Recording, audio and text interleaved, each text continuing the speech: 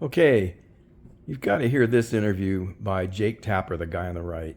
He needs to get his facts straight because he doesn't know.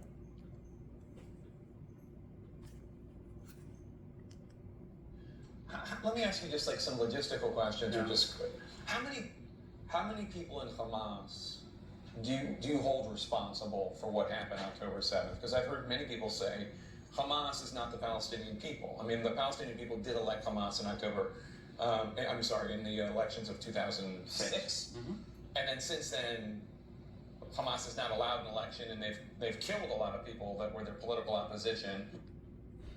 Well, what he got wrong is the fact that the people didn't elect Hamas. They elect members of the Fatah Party, which only lasted a couple of days because Hamas, in a coup d'etat, overthrew that government and put themselves in place. And yeah, they started killing opposition people and have continued killing people since. So, Jake, you're spreading false information by saying that. And here's the rest of that stupid interview. And in many ways, the Palestinians have been victims of Hamas in many ways as well. Indeed. Right? So how many would you hold responsible? Personally, well, they think about 150,000 actual members of Hamas. But I mean, is that like the Ba'ath Party? Like, I mean, some of them members of Hamas because they have to have a government job just to be trash collectors? But let's look what happens in Judea and Samaria, the West Bank. You have Mahmoud Abbas, the president of the Palestinian Authority. He's now in the 18th year of his 4-year term.